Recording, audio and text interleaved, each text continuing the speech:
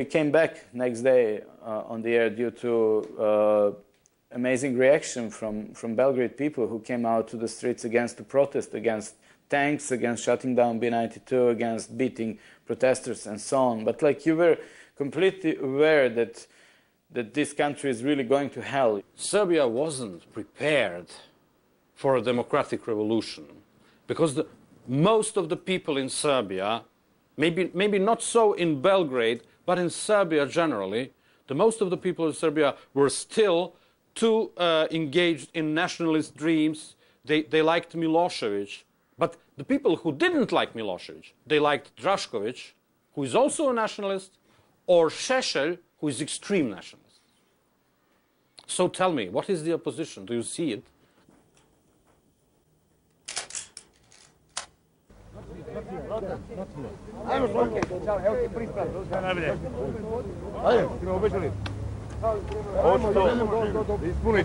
There were many signs of a war. War was just, around the corner, but there still was some kind of a peace. And people could believe in that stories because there were no situation where the stories could be on test.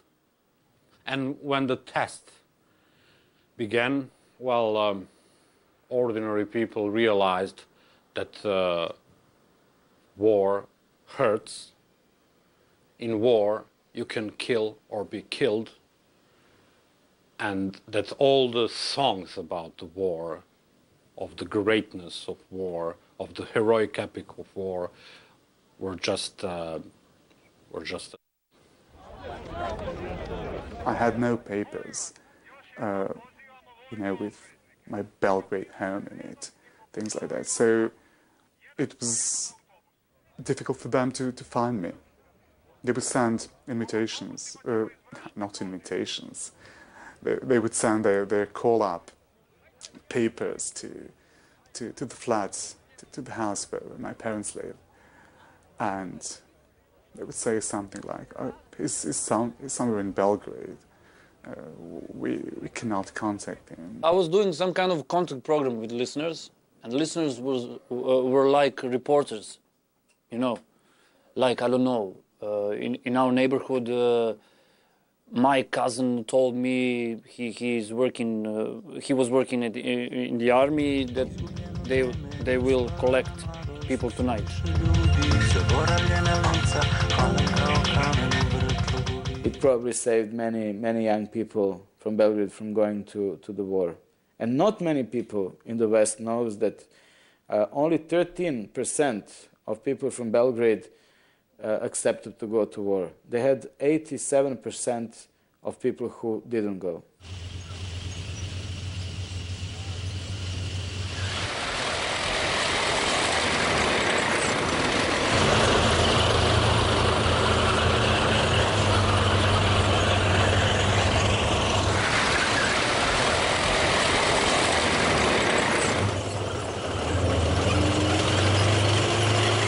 You just notice that the people are repeating some things when you ask them, do you really think so? So one day I was in the trolleybus and one woman was sitting with a child on her knees, and she said that the whole Croats are devils and so on. And I look at her, and then in one moment said, "Listen, lady, I'm a Croat."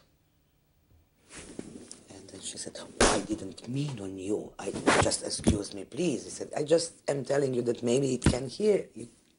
Somebody can hear you." Then you actually are noticing that what it is theory or what is the propaganda, that it becomes the part of the everyday life. It was sort of like, at least some of my friends, they were like, I'll be coming back in a couple of months or something like that. But I don't know, most of them never did.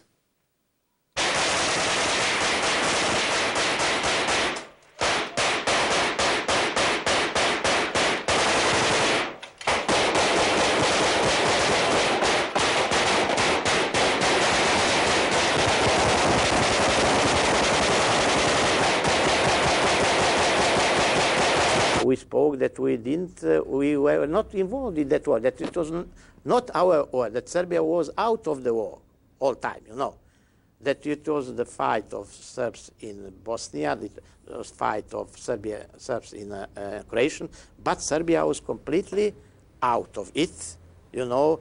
We were not involved, but at the same time everybody knew that Milosevic supported, you know, by arms, by soldiers, in every way that he supported all, and with paramilitary groups, what's more important, he supported, you know, that fight outside Serbia.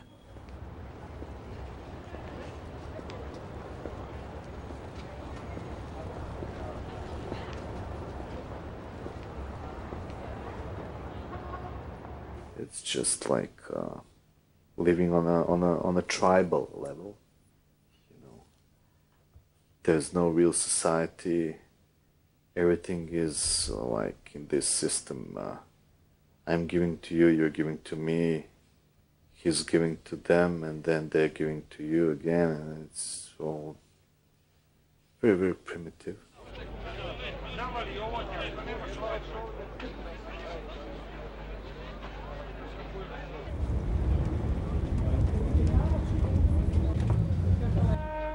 Everybody had to smuggle something, some small things from Hungary especially, or maybe from Macedonia or Romania, you know, just to make some small money to survive, because salaries were just not enough, you know, for your everyday life. All the shops are completely empty. For example, you have a large mega supermarket with nothing, but literally nothing to buy except toilet paper and toothpicks.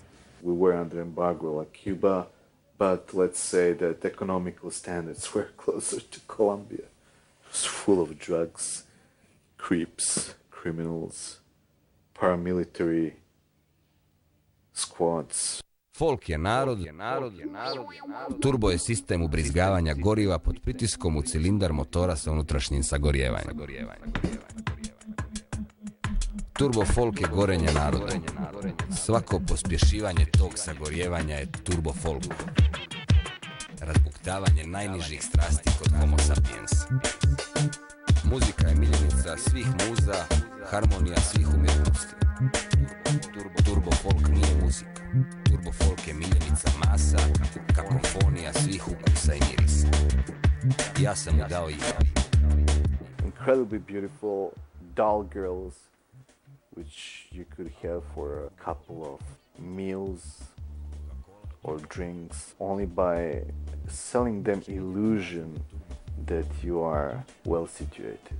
If you got a golden chain, you know, around your neck and a golden Rolex on your left hand, and if you have a haircut like myself, you know, and you know, you were an absolute god.